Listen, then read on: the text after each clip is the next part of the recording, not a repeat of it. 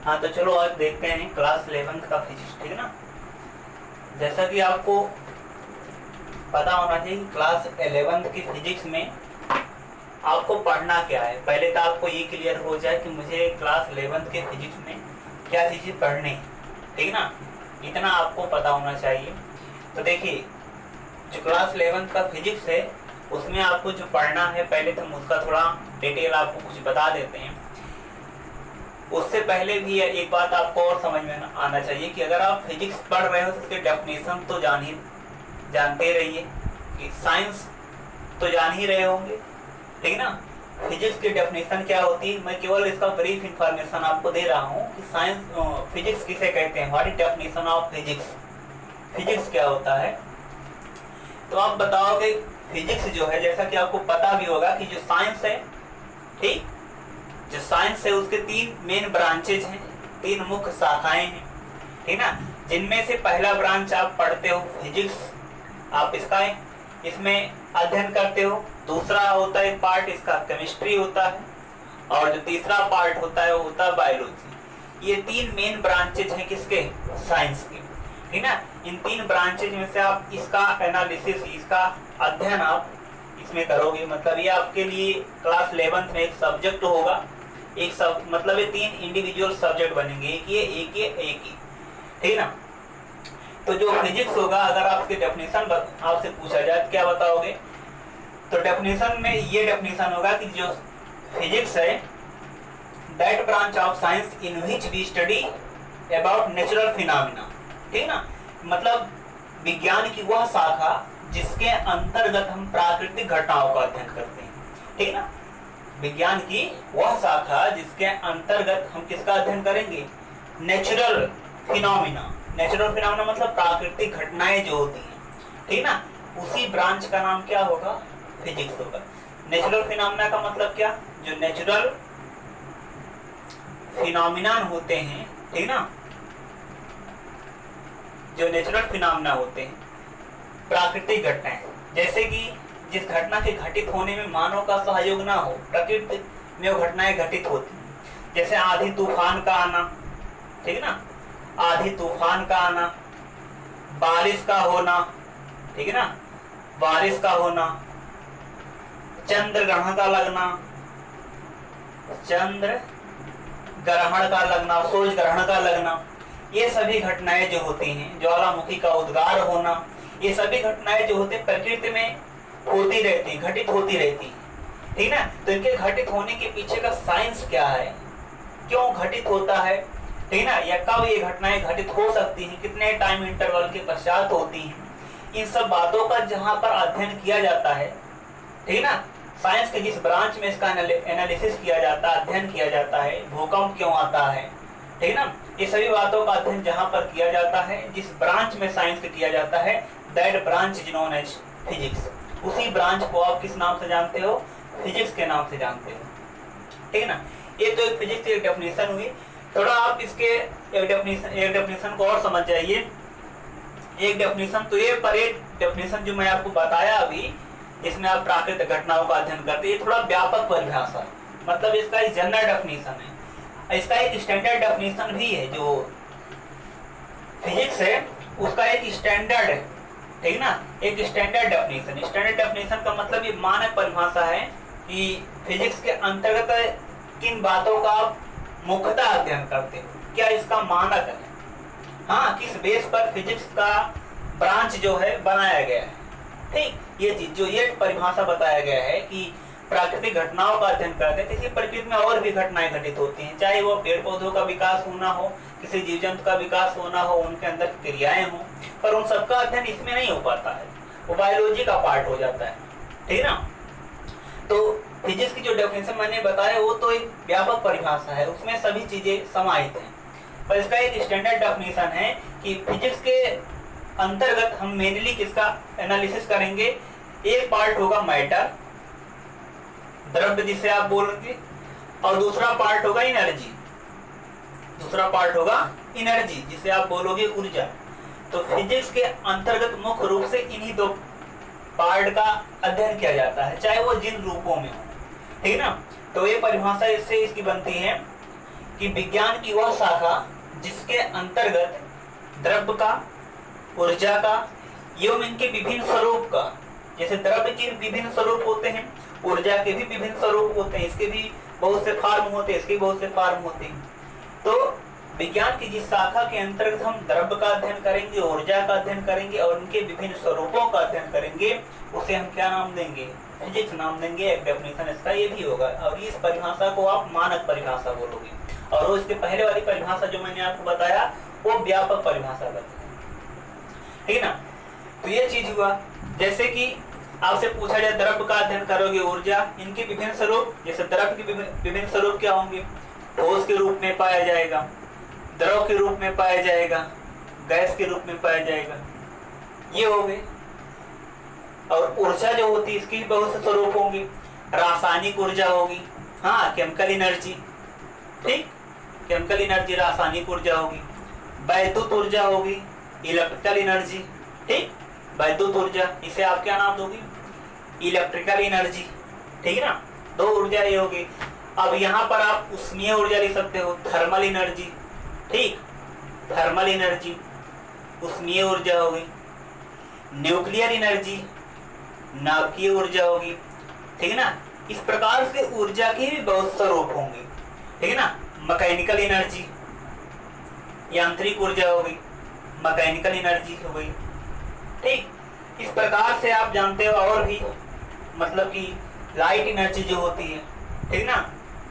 इस प्रकार से ऊर्जा की बहुत से स्वरूप होते हैं। तो ऊर्जा हो, मतलब ऊर्जा के जो विभिन्न स्वरूप हैं इनका, द्रव्य जो उनके जो विभिन्न स्वरूप है, जैसे सॉलिड हो गया, लिक्विड हो गया, गैस हो गया, और भी द्रव्य की स्वरूप होते हैं जिसमें पाया जाता है। जैसा कि आपको पता भी होगा, प्लाज्मा एक होता है, ठीक ना। प्लाज्मा जो होता है द्रव्य की चौथी अवस्था कही जाती है। इसका भी एनालिसिस फिजिक्स में आप करते हो, ठीक ना। एक अवस्था और इसकी होती है बोस आइंस्टीन, ठीक ना, आइंस्टीन कंडेंसेट, ठीक। एक अवस्था भी होती है बोस आइंस्टीन कंडेंसेट। एक अवस्था और होती है, इसको भी आप समझ जाइए, एक होता है फर्मी आयनिक कंडेंसेट, ठीक, फर्मी आयनिक कंडेंसेट। ये द्रव्य की 6वीं अवस्था है, ठीक। तो 5 अवस्था ये हो गई, मतलब 3 अवस्थाएं ये हो गई, सॉलिड, लिक्विड और गैस 3 अवस्था ये, प्लाज्मा चौथी होगी, बोस आइंस्टीन 5वीं होगी और फर्मी आयनिक कंडेंसेट जो होगी ये 6वीं अवस्था होगी। ये द्रव्य की 6 अवस्थाएं होती है। इसमें से मेन ये 3 पार्ट होते हैं, 3 पार्ट ये, हाँ, लेवल के अनुसार जो होता है इनके बारे में इंफॉर्मेशन मिलता है, आपको मिलेगा। अभी आप यहाँ 3 तक यही आप पढ़ोगे, ठीक ना। ज्यादा फोकस आपका इसी पर रहेगा, इन सब का एनालिसिस यहाँ कुछ नहीं है, ठीक ना। आप अभी अवस्था को याद रखिए, ये इसकी 6 अवस्थाएं हो गई, ठीक ना। ये तो हो गया द्रव्य और ऊर्जा के बारे में। तो आप फिजिक्स के डेफिनेशन में आप इतना चीज याद रखना, क्योंकि आप फिजिक्स पढ़ने चल रहे थे, डेफिनेशन के तौर पर अगर आपसे पूछा जाए तो इतना याद रखिएगा, ठीक ना, कि that branch of science in which we study about matter and energy and the other form of its that is called physics। उसे हम क्या बोलेंगे? फिजिक्स नाम देंगे। अब देखिए फिजिक्स में क्या है कि इसका जो विकास है, इसका जो डेवलपमेंट हो रहा था, ग्रोथ, वो दो, उसमें स्टार्टिंग में, प्रारंभ के समय में जो फिजिक्स थी, इसके डेवलपमेंट में सबसे ज्यादा रोल जो रहा, वो रोल रहा सर आइजैक न्यूटन का, ठीक ना। Sir Isaac Newton, sir Isaac Newton एक वैज्ञानिक हैं जो इंग्लैंड देश के हैं, ठीक ना। सर आइजैक न्यूटन प्रारंभिक भौतिक विज्ञान के विकास में सबसे ज्यादा रोल अगर किसी वैज्ञानिक का रहा तो है न्यूटन, ठीक ना। इसलिए जो प्रारंभिक भौतिकी है, जिससे आप क्लासिकल फिजिक्स बोलोगे, ठीक है ना, क्लासिकल फिजिक्स जिसे बोला जाता है, प्रारंभिक भौतिकी जो होगी, उस प्रारंभिक भौतिकी के जो फादर कहे जाते हैं, वो कहे जाते हैं कौन? न्यूटन। प्रारंभिक भौतिकी के जन्मदाता किसे कहा जाता है? सर आइजैक न्यूटन को कहा जाता है, ठीक है ना। क्योंकि प्रारंभ में भौतिक विज्ञान के विकास में सबसे ज्यादा योगदान देने में इसी वैज्ञानिक का हाथ रहा, ठीक ना। इसने सब कुछ पूरे जो आपको बताया जाएगा, मैथमेटिक्स जो पढ़ते हैं उनको पता होगा आगे जब पढ़ेंगे, तो जितना इंटीग्रेशन का पोर्शन है उस इंटीग्रेशन का 90% कवर केवल न्यूटन ने किया है, जितना इंटीग्रेशन में लोग पढ़ते हैं, ठीक ना। पूरा कैलकुलस का पोर्शन इसने बनाया, ठीक। ये समझिए जितना इंटीग्रेशन मतलब इंटीग्रेशन, डिफरेंशिएशन जो कुछ भी होता है कैलकुलस के पोर्शन में, उसका 90% एक वैज्ञानिक इसी का रोल है, ठीक ना। तो प्रारंभिक भौतिकी के जन्मदाता इन्हीं को कहा जाता है, ठीक। लेकिन न्यूटन या इनके समकालीन जितने भी वैज्ञानिक रहे हैं, किसी ने द्रव्य और ऊर्जा के बारे में कोई सटीक इंफॉर्मेशन नहीं दिया कि द्रव्य क्या होता है, मैटर क्या है, ठीक ना, और एनर्जी क्या है। इन दोनों के बीच जो म्यूचुअल रिलेशन होता है, आपसी जो संबंध होता है, उस आपसी संबंध को न्यूटन या इनके समकालीन कोई भी वैज्ञानिक इसको बता नहीं पाया कि द्रव्य का ऊर्जा के साथ कोई संबंध भी है, द्रव्य का ऊर्जा के साथ कोई संबंध भी है। इसके बारे में ये लोग नहीं बता पाए, न्यूटन या इनके समकालीन जो भी वैज्ञानिक रहे हों, ठीक ना। हीरोन थे, लेबनीज थे, ठीक ना, ऐसे बहुत से वैज्ञानिक थे जो इनके समकालीन थे, पर वो लोग बता नहीं पाए, ठीक। अब क्या है, इन दोनों के बीच एक जो क्या नाम है रिलेशन, सबसे पहले जिस वैज्ञानिक ने बताया उस वैज्ञानिक का नाम है अल्बर्ट आइंस्टीन, ठीक ना, अल्बर्ट आइंस्टीन, ठीक ना, अल्बर्ट आइंस्टीन। ये कहाँ के थे, जर्मनी के थे। सबसे पहले इन्होंने इनके बारे में रिलेशन बताया, ठीक ना, और जो रिलेशन उन्होंने बताया उसको आप पढ़े होंगे द्रव्य ऊर्जा संबंध, द्रव्य ऊर्जा संबंध के नाम से और उसको जाना जाता है। उन्होंने ये बताया था कि जब कोई द्रव्य जो होता है नष्ट होता है तो ऊर्जा के रूप में निर्मुक्त होता है, मतलब निकलता है। कोई भी द्रव्य जब वह डिस्ट्रॉय हो जाएगा, मतलब खराब होता है, तो उसका जो फॉर्म बनता है वो क्या होता है, एनर्जी का फॉर्मेट होता है। देखिए उन्होंने फार्मूला यही बताया, E बराबर mc², E बराबर mc²। क्लास 12 में पूरा इसका है, न्यूक्लियर फिजिक्स में चीज को बताया जाता है, पूरा वहां पर इसका एनालिसिस है। E उन्होंने बताया कि जब वो द्रव्य जो यम मात्रा में द्रव्य है, जब वो नष्ट होगा तो जो एनर्जी उससे बनेगी वो एनर्जी E होगी। और C क्या होगा, C बताया गया है speed of light, speed of light, प्रकाश की चाल होगी इन बाई क्यूम, मतलब निर्वात में प्रकाश की चाल होगी। और यम क्या होगा, क्वांटिटी ऑफ ऑब्जेक्ट, जो ऑब्जेक्ट होगा उसकी मात्रा कितनी है, ठीक ना, जो ऑब्जेक्ट होगा उसकी मात्रा कितनी है, उसके सन्नाहक कितना, उसका द्रव्यमान कितना, वो चीज होगा। तो इन दोनों के बीच एनर्जी और मास के बीच, मतलब मैटर, मास का मतलब है मैटर्स है, क्योंकि मास उसी में होगा जो मैटर होगा, द्रव्य होगा। तो उन दोनों के बीच में एक रिलेशन सबसे पहले इन्होंने ही बताया। इसलिए जो आधुनिक भौतिकी है, जो मॉडर्न फिजिक्स है, ठीक ना, उस मॉडर्न फिजिक्स के जो फादर कहे जाते हैं, जन्मदाता कहे जाते हैं, वो इनको कहा जाता है, अल्बर्ट आइंस्टीन का। ये तो हो गए इनके न्यूटन हो गए, पर जो मॉडर्न फिजिक्स है, मॉडर्न फिजिक्स, इस मॉडर्न फिजिक्स के जो फादर है वो कौन है, अल्बर्ट आइंस्टीन, ठीक है ना। इतना आपको फिजिक्स के बारे में या उसके इतिहास के बारे में इतनी जानकारी कम से कम होनी चाहिए, ठीक है ना। और भी इंफॉर्मेशन है पर वो धीरे धीरे आप उसको जान जाओगे। अब आप आइए मेन टॉपिक की तरफ। इससे पहले एक पॉइंट मैं आपको और बता दूं कि जो फिजिक्स है, एक शब्द है, इसकी उत्पत्ति कहाँ से, इसका मतलब जन्म कहाँ से हुआ है, इसका रूट वर्ड क्या है। तो पहले हम इसको समझ लेते हैं। जो फिजिक्स शब्द लिखा जाता है, फिजिक्स, ठीक है ना, ये बना हुआ किससे, ये डेराइव्ड किससे हुआ है, ये डेराइव्ड वर्ड है, ये किसी से बना हुआ है। तो लैटिन का एक वर्ड है फ्यूसिस, ठीक ना, एक वर्ड है फ्यूसिस। इसी फ्यूसिस शब्द से बना हुआ है फिजिक्स, इसी से बना हुआ है। जो फ्यूसिस शब्द लिखा गया है, इसी फ्यूसिस शब्द से क्या बना हुआ है, फिजिक्स बना हुआ है। जो फ्यूसिस शब्द है इसका मतलब होता है नेचुरल साइंस, इसे बोलते हैं नेचुरल साइंस। अब अगर हिंदी में बोलो तो क्या होगा, प्राकृतिक विज्ञान, प्राकृतिक विज्ञान। तो मतलब ये हुआ कि जो फिजिक्स है, तो फिजिक्स का मतलब क्या हुआ, प्राकृतिक विज्ञान। फिजिक्स को हिंदी में क्या नाम दोगे आप? भौतिक विज्ञान, या फिर आप इसी को एक नाम और देते हो भौतिकी, ठीक ना? भौतिकी, चाहे भौतिक विज्ञान बोल लो या फिर भौतिकी बोल लो, या तो इसका मतलब बोल। अब ये देख रहे हो कि फिजिक्स का मतलब क्या है? प्राकृतिक विज्ञान। प्राकृतिक विज्ञान का मतलब ये हो एक ऐसा विज्ञान जिसमें हम प्राकृतिक घटनाओं का अध्ययन करेंगे, उसी को हम क्या बोलेंगे? प्राकृतिक विज्ञान बोलेंगे। प्राकृतिक घटना मतलब आधी तूफान का आना, भूकंप का आना, ठीक है ना, बारिश का होना, चंद्रग्रहण का लगना, सूर्य ग्रहण का लगना, इन सब के पीछे का रीजन क्या है, वो सब चीजें आप इसी फिजिक्स में समझोगे, ठीक है ना। जैसे जैसे आप आगे बढ़ते जाओगे उस प्रकार से आपको इनके बारे में इंफॉर्मेशन मिलता रहेगा। अब यहाँ पर इसको हिंदी में भी बोलते हैं, भौतिक विज्ञान भी कहते हैं या फिर भौतिकी कहते हैं। अगर भौतिकी शब्द को तोड़ा जाए फिर भी वही बनेगा। यहाँ पर इसको तोड़ा जाए तो यहाँ पर ये शब्द आता है भव प्लस इतकी आता है। तो भाव का मतलब ही होता है सांसारिक और इति का मतलब होता है घटनाएं। भाव का मतलब सांसारिक या भी प्राकृतिक दोनों चीजें होता है। इति का मतलब होता है घटनाएं, जिसमें हम प्राकृतिक घटनाओं का अध्ययन करेंगे, वही होगा फिजिक्स, ठीक ना। इसकी उत्पत्ति लैटिन भाषा के थ्योसिस शब्द से हुआ है, ये चीज हो गया। तो मैंने आपको इसका 2 डेफिनेशन बताया, ठीक ना, इसकी उत्पत्ति बताया। बस आपको इतनी इंफॉर्मेशन अभी फिजिक्स के बारे में रखना होगा। आगे की चीज आप समझते जाओगे, बस केवल आप अभी अच्छी तरह से इसको देखिए, समझने की कोशिश करिए।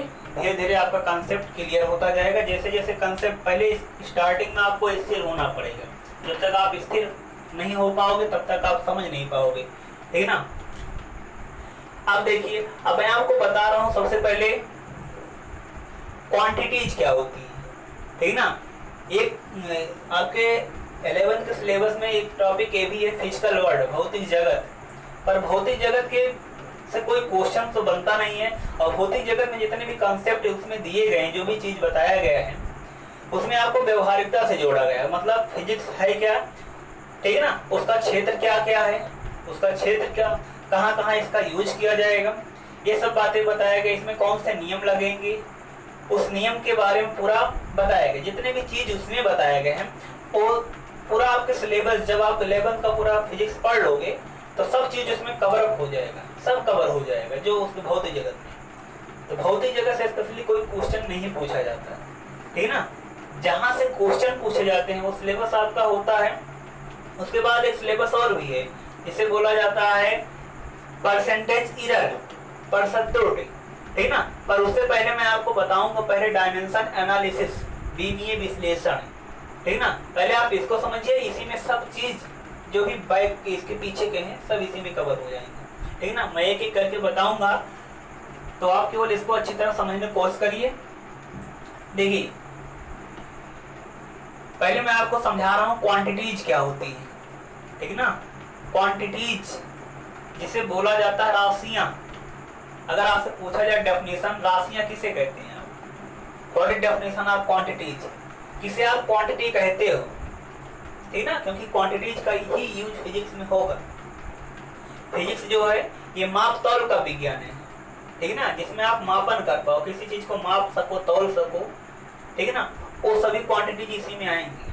तो फिजिक्स माप तौल का विज्ञान है। पहले हम रास समझ लें, किसको मेजरमेंट हम कर सकते हैं, क्वांटिटीज डेफिनेशन क्या होती है। तो डेफिनेशन इसकी ये है, कोई भी चीज हो जिसको हम संख्यात्मक रूप में व्यक्त कर सकते हैं उसे हम रास कहते हैं, ठीक ना। कोई भी चीज जिसको न्यूमेरिकल नंबर, मतलब जिसको नंबर दिया जा सके, जिसको एक न्यूमेरिकल वैल्यू दिया जा सके, उसे हम क्या बोलेंगे, क्वांटिटीज बोलेंगे, ठीक ना।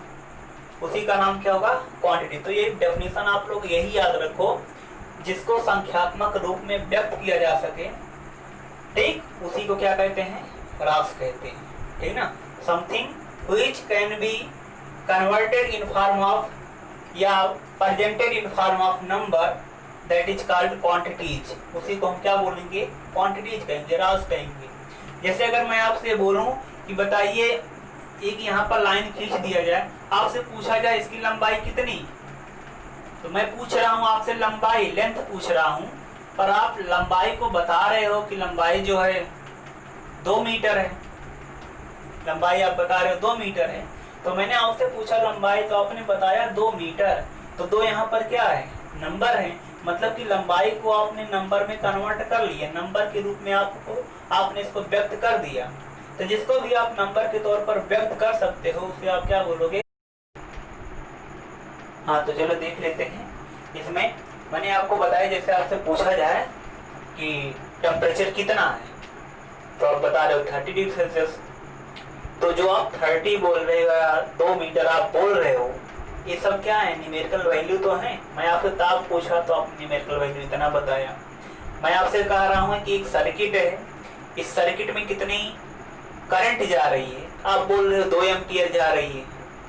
आपसे पूछा जा रहा है इसमें वोल्ट मीटर लगा हुआ है सर्किट में, उस वोल्ट मीटर का पोटेंशियल कितना, विभवांतर कितना, तो आप बता रहे हो 4 वोल्ट है या 220 वोल्ट है, कुछ भी ऐसे आप वैल्यू बोल रहे हैं। तो आप एक नंबर तो बोल रहे हो, तो जिसको आप न्यूमेरिकल वैल्यू दे सकते हो उसे आप क्वांटिटी बोलोगे, ठीक है ना। जिसको हम संख्यात्मक मान दे सकते हैं उसे हम क्या बोलेंगे? क्वांटिटी बोलेंगे, एक राशि बोलेंगे, ठीक है ना, उसी को राशि कहते हैं। तो ये राशि की डेफिनेशन आपको पता होनी चाहिए।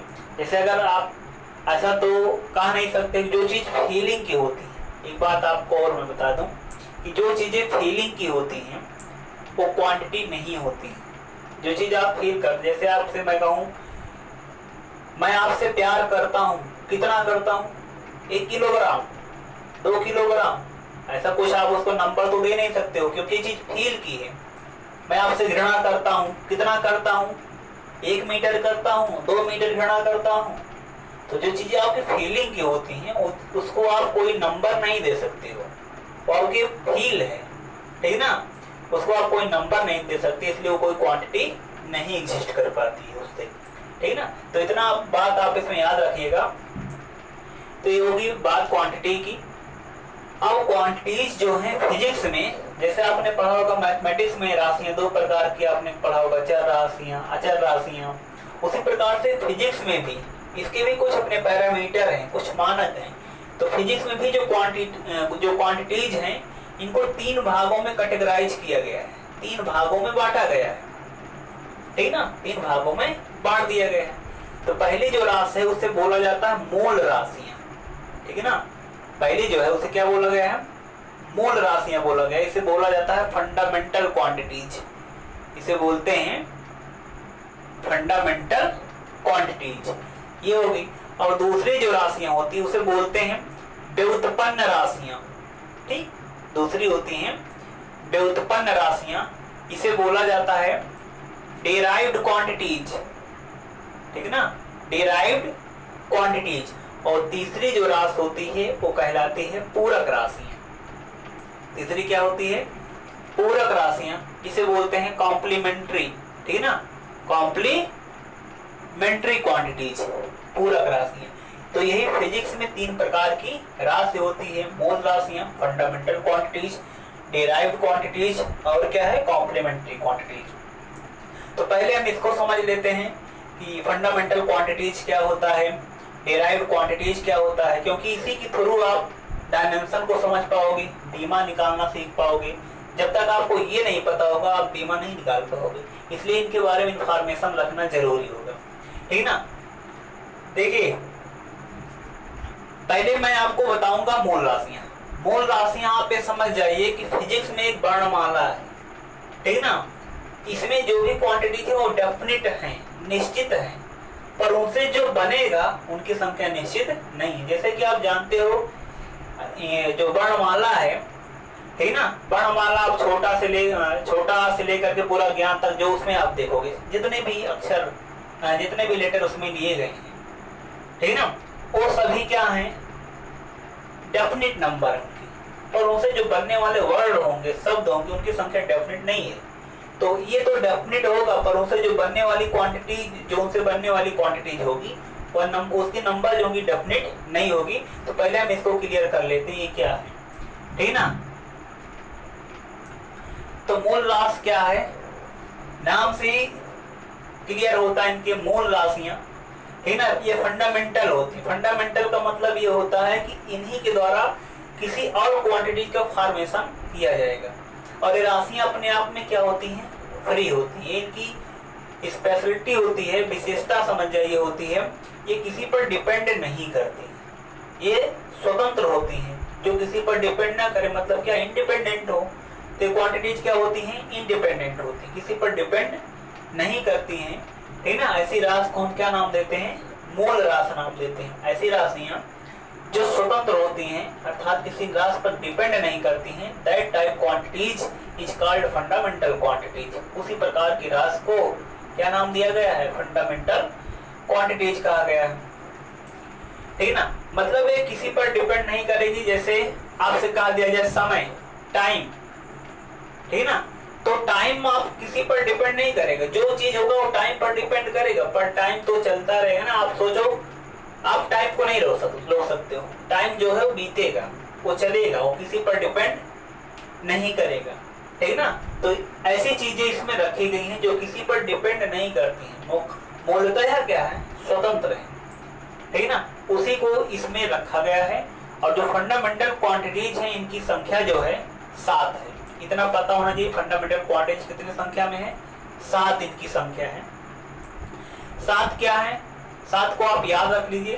पहले ये आपको इसमें मिलेगा, एक मिलेगा द्रव्यमान, मास बोला जाएगा इसे, ठीक ना। दूसरी होगी लंबाई, लेंथ बोला जाएगा इसे, ठीक ना। तीसरा हो गया समय, टाइम बोलोगी। चौथा यहां पर ताप हो गया, टेम्परेचर, विद्युत धारा, इसे बोलेंगे आप इलेक्ट्रिक करंट। 5 हो गई। इसके बाद आप यहां एक और लिखोगे, ज्योत तीव्रता,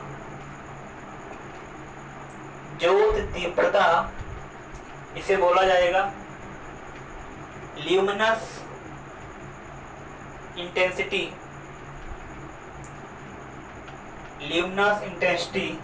और 7वां जो होगा पदार्थ की मात्रा,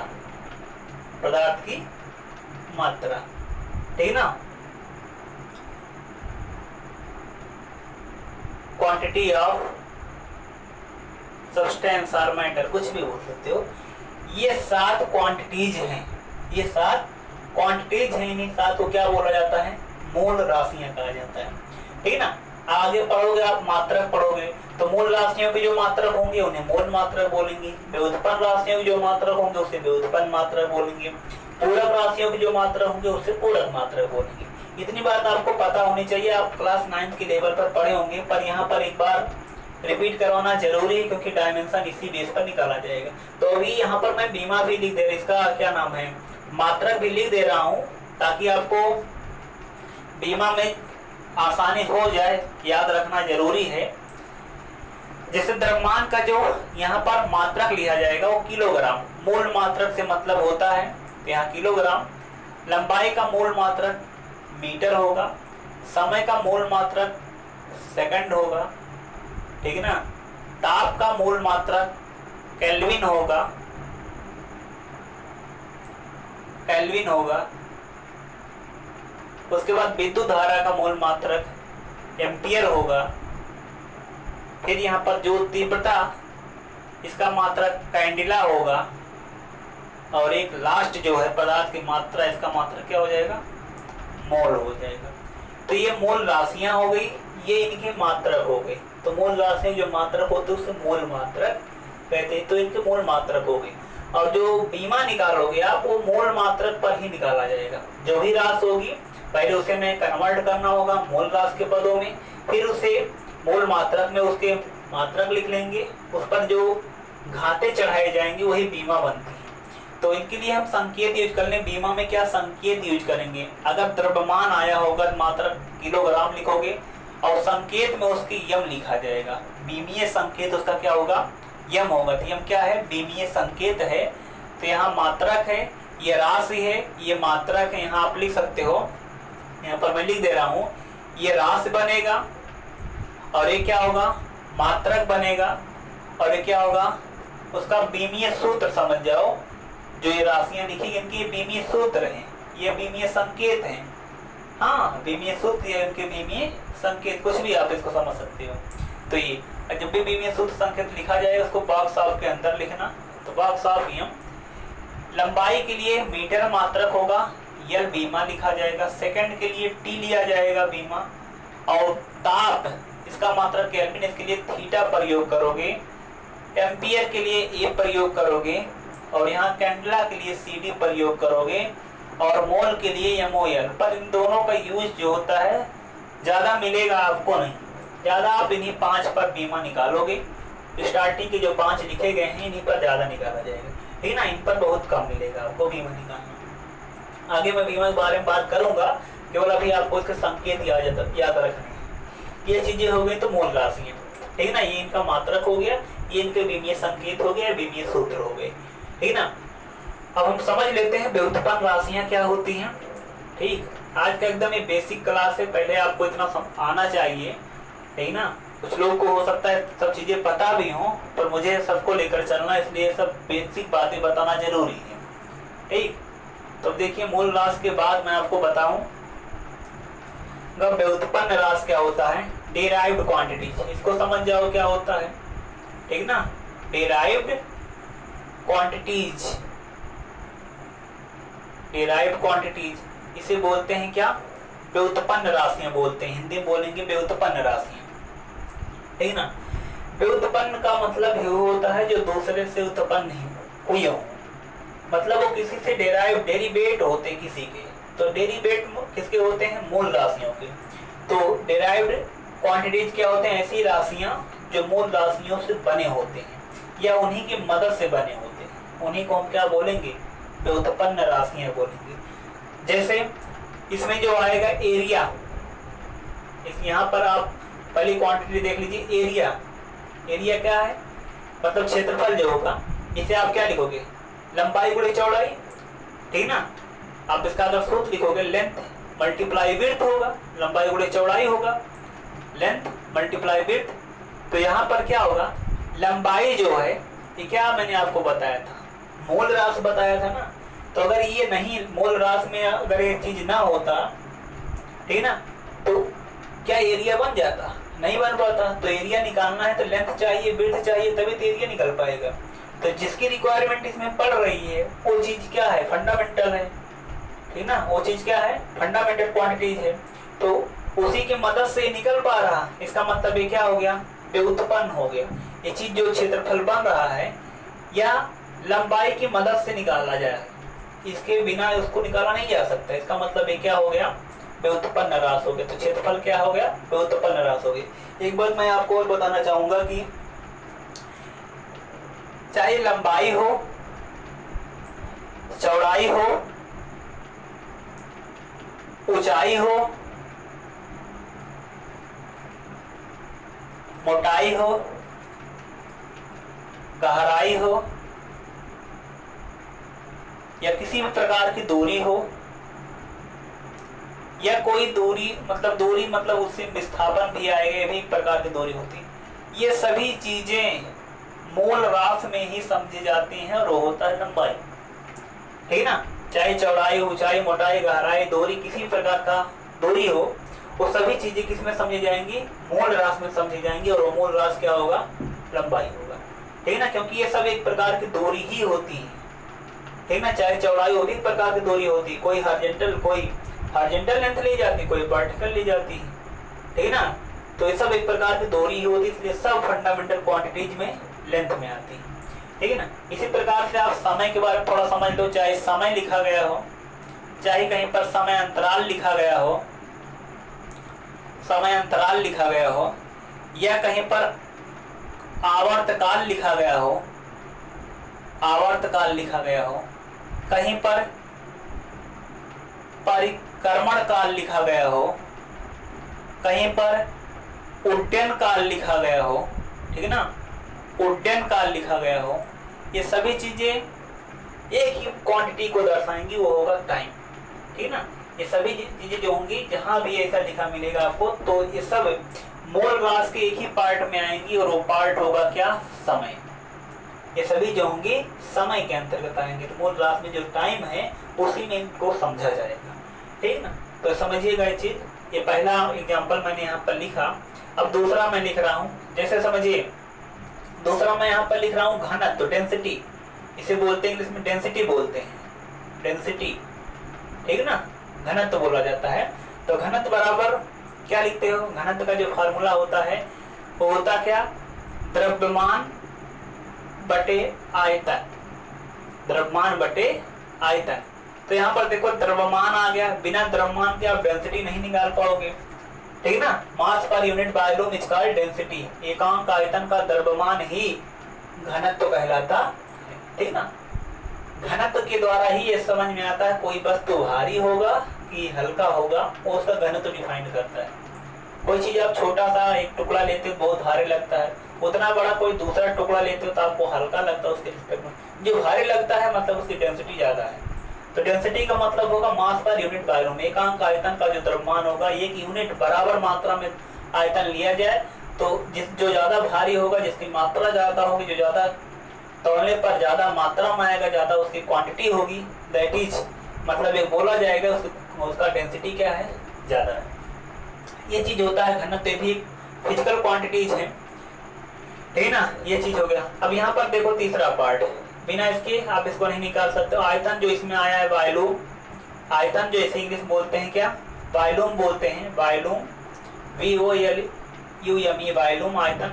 अब आयतन में देखो लंबाई आता है, चौड़ाई आता है, ऊंचाई आता है, तो उसमें भी देख रहे हो सब फंडामेंटल क्वांटिटी इसमें भी आ रहे हैं, बिना इसके आप इसको नहीं निकाल पाओगे, इसलिए सब क्या है, डेराइव्ड क्वांटिटी, जो इधर लिख रहा हूँ सब डेराइव्ड क्वांटिटीज हैं, ठीक है ना।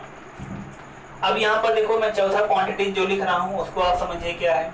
यहाँ पर मैं लिख रहा हूँ त्वरण, या पहले देख लीजिए वेग, देख लीजिए वेलोसिटी, इसे बोलते हैं वेलोसिटी, ठीक ना। वेग, वेग बराबर क्या होगा, विस्थापन, ठीक, विस्थापन बटे क्या, समय अंतराल, विस्थापन बटे समय अंतराल। तो विस्थापन मैंने आपको बताया एक प्रकार की दूरी होती है जो कि लंबाई के अंतर्गत आ जाएगी, मतलब मूल राशि हो जाएगी, और समय अंतराल का मतलब टाइम होता है समय के अंतर्गत, तो ये भी मूल राशि में चला जाएगा, ये मूल राशि में चला जाएगा, इसलिए वेग आपका व्युत्पन्न राशि हो जाएगा। इसके बाद आप देखिए त्वरण, देखिए इसे बोलते हैं एक्सीलरेशन, ठीक है ना, एक्सीलरेशन त्वरण जो होता है, ठीक है ना। त्वरण बराबर होता है वेग परिवर्तन और नीचे लिखा जाएगा समय अंतराल, वेग परिवर्तन बटे समय अंतराल। तो आप देख रहे हैं यहाँ भी समय है, बिना समय के आप त्वरण को नहीं व्यक्त कर पाओगे। वेग परिवर्तन अगर आपको पता भी हो तो वो परिवर्तन कितने टाइम में हो रहा है, अगर वो टाइम नहीं पता होगा तो आप एक्सीलरेशन नहीं निकाल पाओगे, ठीक ना। तो बिना इसके आप इसको नहीं फाइंड आउट कर सकते। इसका मतलब ये चीज पर डिपेंड करती है, इसका मतलब ये आपकी डेराइव्ड हो गई, इस पर डिपेंड करती थी, फंडामेंटल हो गया, ये वाला पार्ट है। छठवां, इसके बाद में आप यहाँ पर और लिखूं तो यहाँ पर मैं लिख रहा हूँ बल, ठीक ना, यहाँ पर मैं लिख रहा हूँ बल, इसे बोलते हैं इंग्लिश में फोर्स बोलते हैं, फोर्स, बल। तो बल बराबर आप लिखते हो द्रव्यमान, मास, ठीक ना, मास मल्टीप्लाइड बाई एक्सेलरेशन, त्वरण, ये चीज इसका फार्मूला आप लिखते हो।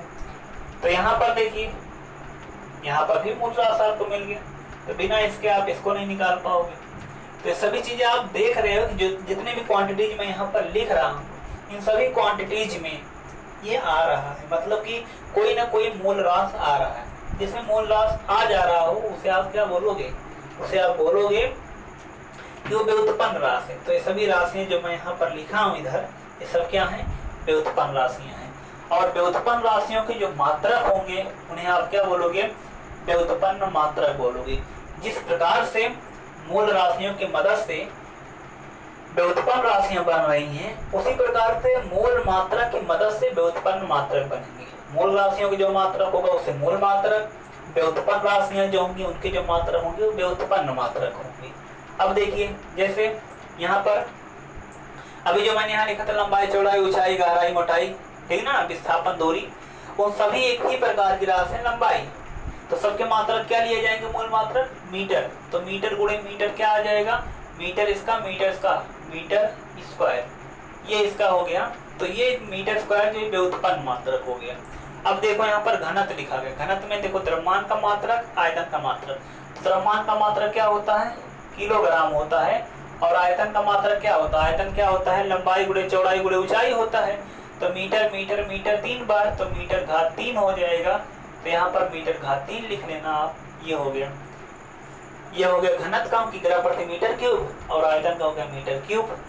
इसके बाद बेग देखो, बेग में क्या? विस्थापन बटे समय अंतराल। विस्थापन का मात्रक क्या होगा? मीटर होगा, और समय अंतराल समय मात्रक क्या लिखोगे? सेकंड। चाहे देखो बेग हो या फिर चाल हो, दोनों क्वांटिटी अलग है। चर एक अचर होगा, वो चीज अलग बताया जाएगा आपको। क्या नाम है? अदिश और सदिश, उसको मैं अलग बताऊंगा, ठीक है ना। उसको अभी यहाँ पर मत लेकर आना कि मैंने तो सदिश और अदिश राशि पढ़ रखा है। वो चीज क्या होता है वो बाद में मैं डिस्कस करूंगा, ठीक है ना। उसके भी बांटने के पीछे का लॉजिक क्या है वो मैं आपको बताऊंगा, पहले आप इसको समझो। तो चाहे चाल हो चाहे बेग हो, दोनों के मात्रक मीटर पर सेकंड ही होते हैं। तो ये हो गए, ठीक ना। उसके बाद देखो त्वरण, बेग परिवर्तन बटे समय अंतराल। चाहे बेग हो चाहे बेग परिवर्तन हो, ठीक है ना, दोनों के मात्रक एक होते हैं। जब भी किसी भी राशि में परिवर्तन होता है उसका न्यूमेरिकल वैल्यू प्रभावित होता है, मात्रक नहीं प्रभावित होता। जैसे अगर आपसे कहा जाए यहाँ 3x है, इसमें से 2x निकाल दिया जाए, कितना आएगा? 1x तो आएगा ना। x तो y बदल, x तो y हो नहीं जाएगा, केवल क्वांटिटी जो 3 थी उसमें से 2 निकला, 1 बचा, ठीक है ना। लेकिन जो राशि यहाँ पर लिखेगी, जैसे x है तो x आएगा, y होगा तो y आएगा, z होगा z आएगा। तो जो चीज होगा केवल नंबर बदलता है, उसका यूनिट नहीं बदलता है, ठीक है ना। तो उसी प्रकार से परिवर्तन से केवल न्यूमेरिकल वैल्यू प्रभावित होगा, मात्रक नहीं प्रभावित होगा। तो यहाँ पर मात्रक होगा मीटर पर सेकंड, इसका मात्रक होगा, और समय अंतराल का मात्रक सेकंड होता है, इसलिए इसका मात्रक बन जाएगा मीटर प्रति सेकंड स्क्वायर बन जाएगा, ठीक है ना। मीटर पर सेकंड इसका होगा, नीचे सेकंड रहेगा, तो सेकंड गुणे सेकंड, सेकंड स्क्वायर बन जाएगा। इतना समझना। यहाँ पर देखो क्या है, यहाँ पर लिखा गया बल, द्रव्यमान गुणे त्वरण। द्रव्यमान का मात्रक क्या होता है? किलोग्राम होता है, और त्वरण जो लिखा है इसका मात्रक ये देखो लिखे हो मीटर प्रति सेकंड स्क्वायर होता है। जब दो मात्रक साथ में लिखे जाते हैं बीच में हाइफन लगा दिया जाता है, ठीक है ना, हाइफन, ठीक है ना। एक मतलब जैसे हिंदी में लिखा जाता है ना, माता पिता लिखते हो आप, माता पिता लिखते हो, तो यहाँ पर बीच में एक आप हाइफन लगा देते हो, जो कि जैसे द्वंद्व समास में और छुपा रहता है, वही हाइफन वहां पर दर्शाता है संबंधवाचक चिन्ह। उसी प्रकार से फिजिक्स में इसे आप हाइफन बोलते हो, मतलब साइंस की दुनिया में इसे आप हाइफन बोलोगे। हाइफन का मतलब ये होता है कि दो क्वांटिटी जब साथ लिखे जाएंगे, दोनों अलग अलग होंगे, तो उनके बीच में आप इस चिन्ह का प्रयोग करोगे, वो अंतर बता देगा कि ये अलग है ये अलग है। हाँ, तो किग्रा मीटर पर सेकंड स्क्वायर जो होगा ये क्या हो जाएगा?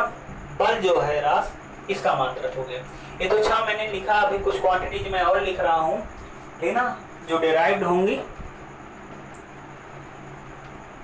चलिए देख लेते हैं कुछ क्वांटिटीज और जो इसमें है।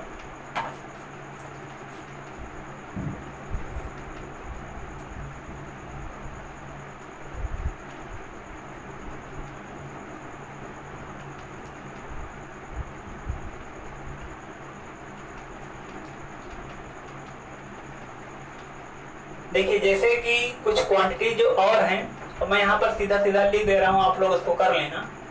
जैसे संवेग आपको मिलेगा, मोमेंटम, द्रव्यमान गुणे वेग होगा, ठीक है ना, द्रव्यमान गुणे वेग होगा, इसका आप लोग निकाल लेना।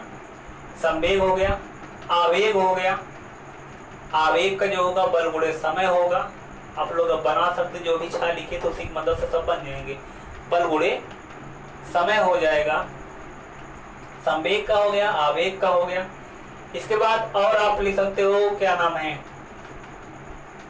संवेग का हुआ, आवेग का हुआ, आप कार्य का निकाल सकते हो। कार्य, कार्य बराबर क्या होता है? बल गुणे विस्थापन होता है, ठीक है ना, बल गुणे विस्थापन होता है। शक्ति का, या फिर शक्ति बोलो चाहे सामर्थ्य बोलो, पावर, ये वर्क होता है, ये इम्पल्स होता है, ये मोमेंटम होता है, ठीक ना। पावर क्या होता है? वर्क पर यूनिट टाइम, ठीक ना, एकांक समय में किए जाने वाला काम, ठीक है ना, वो इसकी शक्ति कहलाएगी। क्षमता जो कि शक्ति हो गई या फिर सामर्थ्य हो गई, ये चीज आप इसमें पढ़ सकते हो। ऐसे बहुत सी क्वांटिटी जिसमें आएंगी, इनकी संख्या निश्चित नहीं कितनी है, ठीक ना, इनकी संख्या दिन पर दिन बढ़ती जाएगी। जैसे आपकी खोज बढ़ते जाएंगे, नई नई क्वांटिटी खोज जाएंगी, ये बढ़ते जाएंगे, वो सभी डिराइव्ड होंगे, ठीक ना। तो कुछ चीज़ें यहाँ पर मैं लिख दे रहा हूँ, अभी जब बीमा निकाला जाएगा फिर इनका यूज पड़ेगा, तो इतना आपको पता होना चाहिए। अभी एक बात मैंने आपको बताया कि जो बल का आपने मात्रक लिखा था, यहाँ पर मैंने लिखा था मात्रक किग्रा मीटर प्रति सेकंड स्क्वायर, ये लिखा गया था। इस किग्रा मीटर पर सेकंड स्क्वायर को बोला जाता है न्यूटन, ठीक ना, इसको याद रखना, इसे न्यूटन बोला जाता है। और न्यूटन जब आप इंग्लिश में लिखना, पहला अक्षर आप कैपिटल लिखना। क्यों? जितने भी मात्रक वैज्ञानिक के नाम पर हैं उनका पहला अक्षर हमेशा कैपिटल लिखा जाए, चाहे न्यूटन लिखना हो, चाहे पास्कल लिखना हो, दाब का मात्रक पास्कल होगा, ठीक ना, या फिर जूल लिखना हो, ठीक ना, या एम्पियर लिखना हो, सब वैज्ञानिक के नाम पर बने हुए मात्रक हैं। उनके सम्मान में ये चीजें लिखा जाता है ताकि याद रहे कि ये भौतिक वैज्ञानिक का योगदान इसमें रहा है, भौतिक विज्ञान किस पार्ट में रहा है, तो उनके सम्मान में उनके नाम प्रयोग किए जाते हैं मात्रक के तौर पर। तो आप लोग उसको याद रखना और उनको जहाँ भी लिखना कैपिटल में लिखना उनका पहला अक्षर। वैसे भी प्रॉपर नाउन होता है, पहला अक्षर कैपिटल लिखा ही जाता है, आप लोग ऐसा भी समझ सकते हो। तो ये हो गया। अब देखो इनके मात्रक अगर लिखोगे तो देखो संवेग, द्रव्यमान का मात्रक किलोग्राम और यहाँ पर वेग का मात्रक मीटर पर सेकंड, तो ये हो गया इसका। यहाँ लिख सकते हो आप इसका मात्रक किग्रा मीटर पर सेकंड स्क्वायर हो जाएगा, पर यहाँ से सेकंड कैंसिल हो जाएगा, किग्रा मीटर पर सेकंड। तो चाहे संवेग हो चाहे आवेग हो, दोनों के मात्रक एक ही होते हैं, ठीक ना। और यहाँ कार्य का देखो बल, बल का मात्रक यहाँ पर किग्रा, मूल मात्रक मैं लिख रहा हूँ, आगे चीजें बताई जाएंगी। किग्रा मीटर पर सेकंड स्क्वायर होता है और यहाँ विस्थापन का मात्रक मीटर होगा तो मीटर स्क्वायर हो जाएगा, तो ये बन जाएगा किग्रा मीटर स्क्वायर प्रति सेकंड स्क्वायर। इसी को न्यूटन मीटर बोला जाए, क्योंकि इसका मात्रक न्यूटन लिखते हैं, इसका मात्रक मीटर, न्यूटन मीटर बन जाएगा। तो न्यूटन मीटर को जूल भी कहते हैं, तो चाहे जूल बोल लो, चाहे न्यूटन मीटर बोल लो, या मूल मात्रक में बोल लो, बातें वही हैं। तो यहाँ पर जूल पर सेकंड होगा क्योंकि कार का मात्रक जूल, जूल पर सेकंड, या कार का मात्रक ये लिखेंगे मूल मात्रक, तो किग्रा मीटर स्क्वायर बटे सेकंड स्क्वायर। यहाँ पर नीचे और भी सेकंड है तो सेकंड क्यूब बन जाएगा।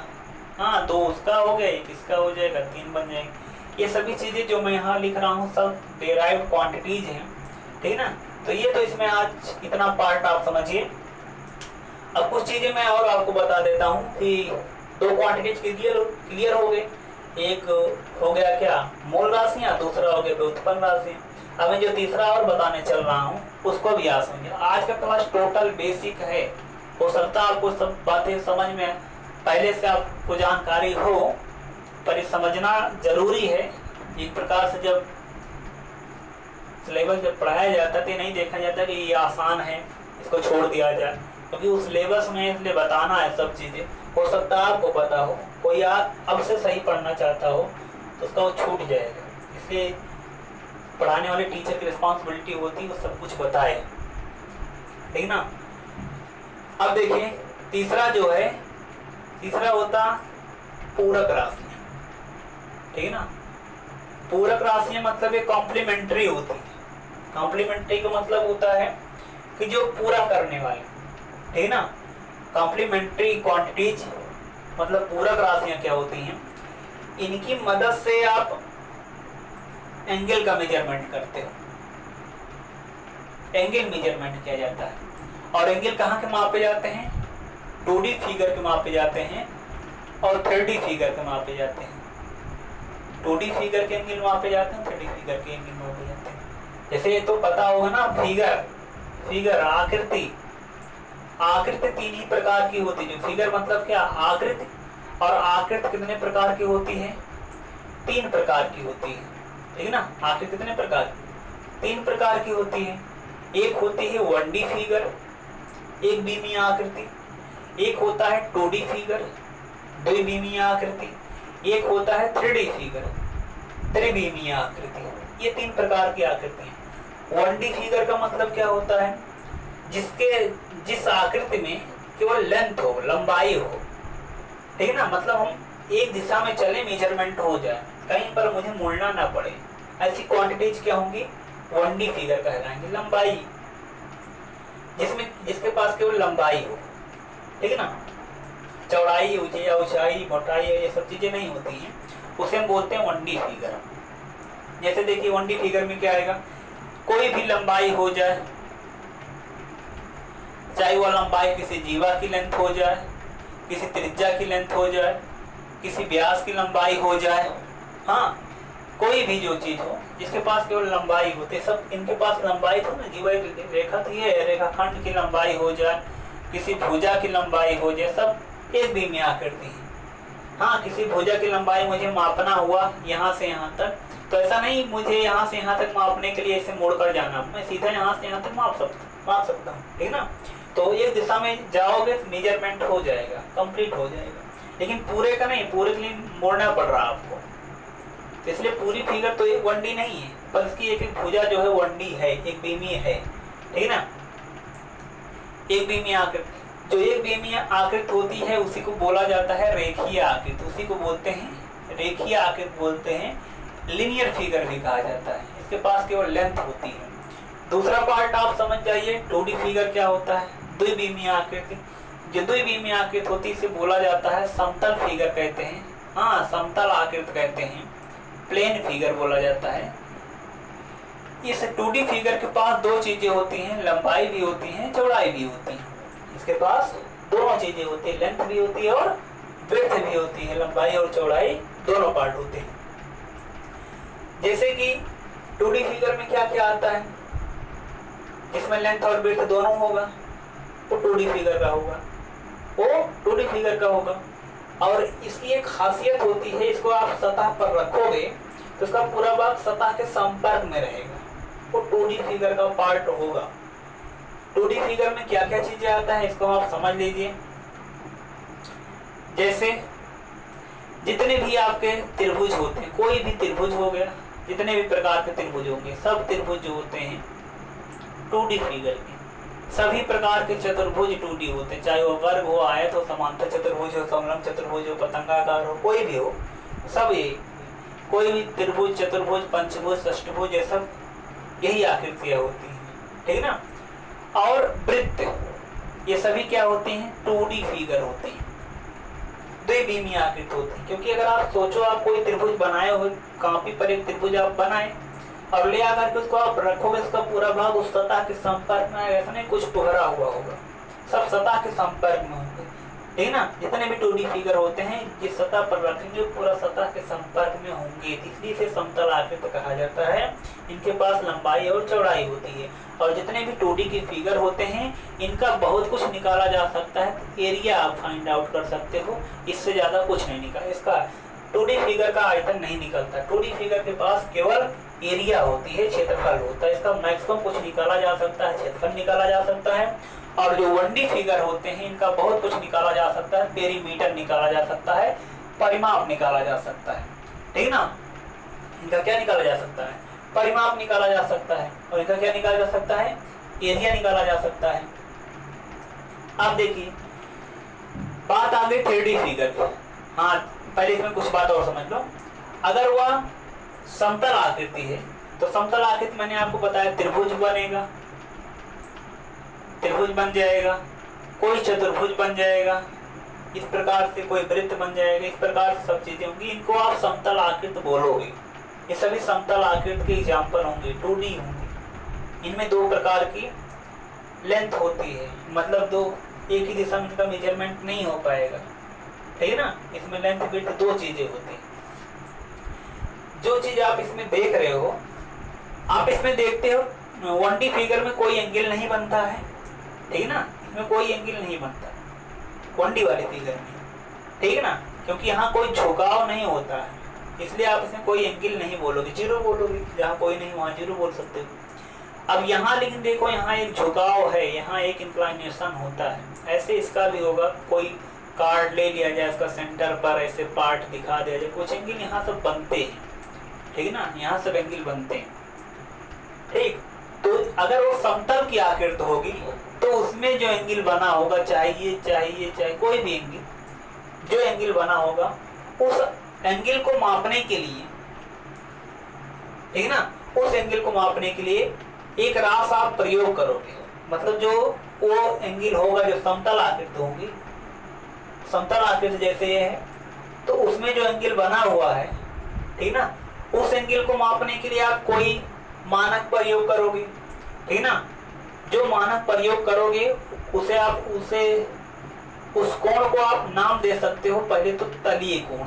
जैसे इसमें जो कोण बन रहा है सब तलीय कोण कहलाएंगे। तलीय कोण का मतलब जो कोई कोण जो एक समतल आकृति में बनता है वो तलीय कोण होगा।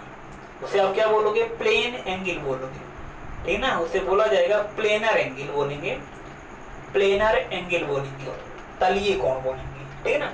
और तलीय कोण जो भी बनेगा उसका जो मेजरमेंट आप करोगे वो रेडियन में करोगे, रेडियन पैमाने पर करोगे, ठीक ना। उसे रेडियन पैमाने पर उसका मेजरमेंट किया जाएगा। तो ये जो तलीय कोण है यह एक क्या है? पूरक राशि है, ठीक ना। यह एक क्या है? पूरक राशि है। तलीय कोण एक पूरक राशि है, ठीक। और जो तीसरा इसमें फिगर आप देख रहे हो, जो 3D का फिगर आप यहाँ देख रहे हो, थोड़ा इसके भी बारे में समझ जाओ। 3D फिगर के पास पहले आप ये समझिए, जो 3D फिगर होगा इसके पास तीन चीजें होंगी, लेंथ भी होगा, विड्थ भी होगी, हाइट भी होगी।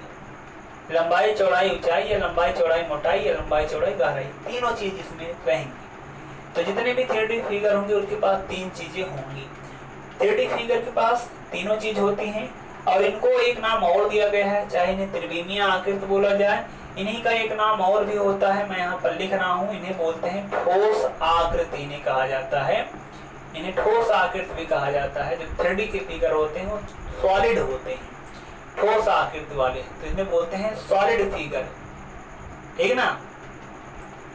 और जितने भी 3D की फिगर होते हैं उनका पूरा भाग किसी प्लेन के संपर्क में नहीं होता है, कहीं पर भी रखे जाएंगे कुछ न कुछ भाग इसका उभरा हुआ होगा। जैसे आप देखिए, यही मार्कर यहाँ पर मैं रखूंगा तो ये थोड़ा भाग इसका सतह में है, बाकी सब भाग ऊपर है, इसलिए क्या है? 3D का पार्ट है, ठीक ना।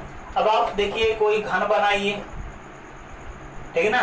जैसे घन का मतलब पासा डाइस जो होता है लूडो का, उसका एक सतह संपर्क में रहेगा, जो सतह संभव प्लेन है, बाकी सब फलक क्या होते हैं? हवा में ऊपर रहते हैं, ठीक ना। तो आखिरकार सेटअप बना रहता, रुका रहता है, तो वो सब चीजें उसका थोड़ा भाग संपर्क रहेगा, बाकी भाग क्या होगा? जितने भी 3D के फिगर होंगे उनके पास एक खासियत होती है, एक सतह के संपर्क में होगा, बाकी सब सतह के संपर्क में नहीं।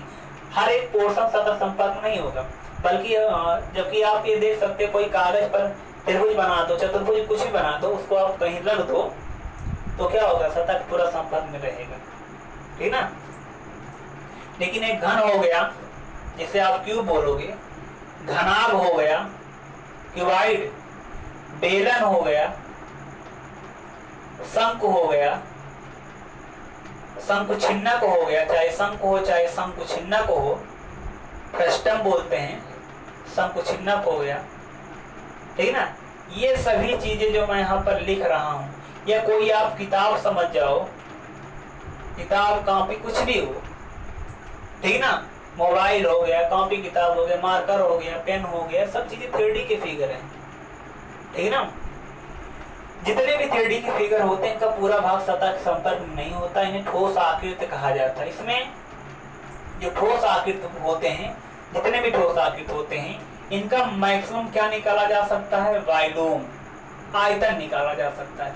2D फिगर का आयतन नहीं निकलता, लेकिन 3D लेकिन अगर फिगर 3D का होगा तो उसका आयतन निकलेगा, आयतन निकलेगा। साथ ही साथ इसमें सरफेस बनते हैं, इसलिए इनके पृष्ठीय क्षेत्रफल भी निकलते हैं, पृष्ठीय क्षेत्रफल भी इनका निकलता है, पृष्ठीय क्षेत्रफल सरफेस एरिया इनका निकलता है, चाहे वह वक्र पृष्ठ के रूप में निकले चाहे वह संपूर्ण पृष्ठ के रूप में निकलता। जैसे कि बेलन में आपने पढ़ा होगा, संघ में पढ़ा होगा हाई स्कूल लेवल पर, तो इस चीज को आपने पढ़ा होगा, तो इनका आयतन भी निकलेगा और पृष्ठीय क्षेत्रफल भी निकाला जाएगा, ठीक है ना। ये चीजें हो गई। और जितने भी 3D के फिगर होते हैं इनमें जो एंगल बनता है, इनमें जो एंगल बनता है, ठीक है ना, उस एंगल का मेजरमेंट करने के लिए, मतलब कोई भी सॉलिड फिगर होगा उसके थोड़े से पार्ट के द्वारा उसके सेंटर पर जो भी कोण बनाया जाएगा, हाँ, उसका जो ऑब्जेक्ट होगा, उसका जो सेंटर पॉइंट होगा, उस पर जो एंगल होगा उसका छोटा सा पार्ट बनाएगा, उसे आप बोलोगे क्या? उसे आप बोलोगे घन कोण। जैसे इसमें तलीय कोण है, उसमें तलीय कोण नहीं होता, वहां पर क्या नाम दिया जाता है? वहां पर नाम दिया जाता है घन कोण, ठीक है ना, सॉलिड एंगल, ठीक है ना, घन कोण, ठीक है ना। उसमें जैसे इसमें तलीय कोण बोल रहे होते, घन कोण होगा, घन कोण क्या होगा, जो ठोस आकृति होती है उसमें बनेगा। ठोस आकृति किसी छोटे से भाग के द्वारा उस ठोस आकृति सेंटर पॉइंट पर जो एंगल बनेगा वही होगा घन कोण। जैसे हम मान लें कि अगर एक सॉलिड फिगर हमारे पास ये सॉलिड फिगर है कोई ऐसा, इसका छोटा सा पार्ट मैं यहाँ ले लेता हूँ, इसका सेंटर ऑफ मास पॉइंट यहाँ पर है, तो इसके छोटे से पार्ट के द्वारा जो छोटा सा पार्ट है ये सेंटर पर जो कोण बनाएगा, ये मान लीजिए सेंटर पर जो कोण ये बना रहा होगा, यहाँ से आप इसको लेकर आइए और यहीं से आप ये वाले पॉइंट को मिला दीजिए, तो सेंटर पर जितना एंगल ये बनाया होगा, ये वाला एंगल जितना एंगल बना होगा उसे आप क्या बोलोगे, घन कोण बोलोगे, सॉलिड एंगल बोलोगे, ठीक है ना। और जो घन कोण होगा उस घन कोण का मात्रक, जैसे इसमें तलीय कोण का मात्रक रेडियन होता है, वैसे घन कोण का मात्रक क्या होता है, स्टेरेडियन होता है। हाँ, स्टेरेडियन होता है, इसे STR से दर्शाएंगे और रेडियन को रेडियन लिख देंगे, RD लिख देते हैं, ठीक है ना। इस प्रकार से इनको रिप्रेजेंट किया जाता है। तो आज के लिए बस आप इतना समझिए इसको अच्छी तरह से। क्वांटिटीज पहले तो आप फिजिक्स डेफिनेशन समझ जाओ, ठीक है ना। क्वांटिटीज क्या होती है उसको समझ जाओ, उसके पूरे जो तीनों पार्ट है उसको समझ जाइए, ठीक। अब इसी के बेसिस पर, ठीक है ना, जो ये चीज मैं आपको बताया इसी के बेसिस पर कल अगली क्लास में मैं आपको डायमेंशन निकालना सिखाऊंगा कि डायमेंशन किसी भी क्वांटिटीज का डायमेंशनल फार्मूला कैसे बनाया जाता है, उसका बीमीय सूत्र किस प्रकार से बनाया जाता है, कैसे निकाला जाता है और क्यों निकाला जाता है, कौन निकाला इसको सबसे पहले, ठीक है ना। ये सब चीजें मैं आपको अगली क्लास में बताऊंगा, तब तक आप लोग उसको रिवीजन करिए। जो भी आपको इसमें कमी लग रही होगी आप कमेंट बॉक्स पर उसको जरूर लिखिएगा और बताइएगा कि ये इसमें कमी रह गई सर, इसको आप इसमें इम्प्रूवमेंट लाइए, तो उस प्रकार से मैं उसको संशोधित करके अगले वीडियो में आपको दे दूंगा, ठीक है ना। तो ठीक है, आप लोग इतनी पढ़ाई अपनी जारी रखिए, इतनी चीज़ पढ़िए, फिर मिलते हैं अगले वीडियो में।